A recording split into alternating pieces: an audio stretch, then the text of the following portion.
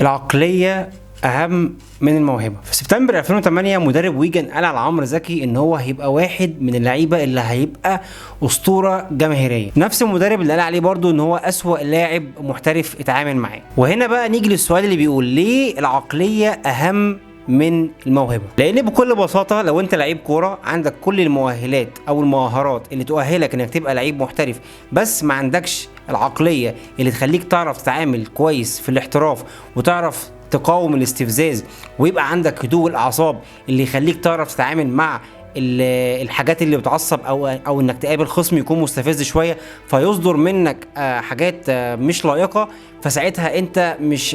انت موهبتك مش هتشفع لك، لان الانديه ما بتحبش اللعيب اللي بيعمل دايما المشاكل، وساعتها مش هتبقى اضافه للتيم اللي انت بتلعب فيه، وبدل ما يحبوك هيكرهوك. والامثله على ده كتيره جدا. عمرو زكي قدم مسيره احترافيه ممتازه بس قصيره مع فريق ويجن، وقدر ان هو يحرز 10 اهداف منهم جونين مشهورين في ماتش ليفربول، بس المسيره دي انتهت بدري وده بسبب ان اللاعب ما كانش ملتزم، وده اللي خلى المدرب بتاعه يصرح في الاعلام ويقول ان هو اسوأ محترف اتعامل معاه. ابراهيم سعيد واحد من المواهب المصريه اللي مش هتلاقي فيه اتنين مختلفين عليه، بدا مسيرته في النادي الاهلي وهو عنده 19 سنه، وفي 2003 قدر يلفت نظر مدرب ايفرتون ديفيد مويس وانضم فعلا لايفرتون، وبعد فتره قصيره بلغوا المدرب ان هو هيشارك اساسي في ماتش ليفربول ديربي الميرسيسايد وهيكون اساسي. ابراهيم سعيد قبل الماتش صبغ شعره احمر، طبعا الجماهير هناك هاجت عليه لان ده اللون المفضل او هو ده لون الغريم التقليدي ليهم ليفربول. طبعا بسبب الحركه البسيطه دي استبعد من التشكيل وما لعبش الماتش. في مايو 2007 كان توتنهام عنده ماتش مع فريق بلاك بيرن، وفي الفترة دي كان حسام غالي بيلعب في الفريق ونزل في الدقيقة 29 ورجع المدرب بدله تاني في الدقيقة 60. حسام غالي رمى التيشيرت في وش مارتن يول في لقطة عمر جماهير توتنهام ما تنساها ابدا، وكمان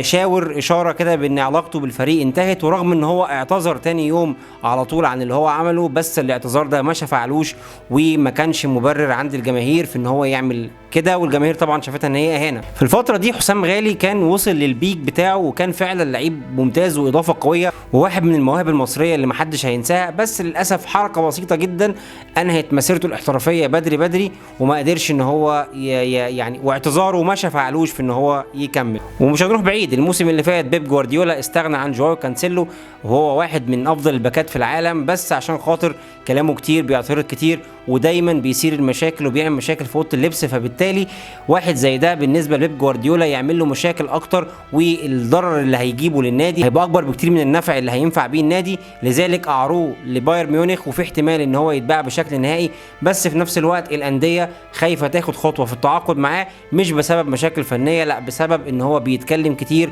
وان هو بيثير المشاكل، والانديه ما بقتش تحب النوع ده من اللعيبه. كل ده بقى ياخدنا لمحمد عبد المنعم. محمد عبد المنعم الفترة الأخيرة قدم أداء ممتاز ويصنف إن هو واحد من أفضل المدافعين في أفريقيا، بس للأسف الشديد عنده مشكلة كبيرة جدا في إن هو عصبي زيادة عن اللزوم، والعصبية دي ممكن تكلفه كتير جدا ومش هتكون إضافة للفريق، وعمل ده أكتر من مرة في ماتش ريال مدريد، ماتش بيراميدز مع الشيبي، وآخرهم ماتش الزمالك الحركة اللي عملها مع زيزو، والموضوع كمان تعدى الخصوم وبدأ إن هو يعمل المشاكل دي مع زمايله. بص حتى في اللقطة دي حاول يستفز زيزو في لعب ضربة الجزاء، ولما ضربة الجزاء دخلت حط ايده ورا عشان يضايقه والحكم اداله انذار، ولما زمايله اعترضوا على الفعل اللي هو قام بيه بدا ان هو يزق فيهم واحد ورا التاني. وده انا عايز اقوله لك ان السكه دي مش كويسه والهبوط فيها بيكون سريع جدا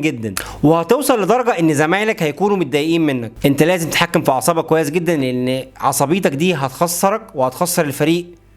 كتير قوي. يا ما راح زيك واصغر منك كمان كانوا عاملين 100 راجل في بعض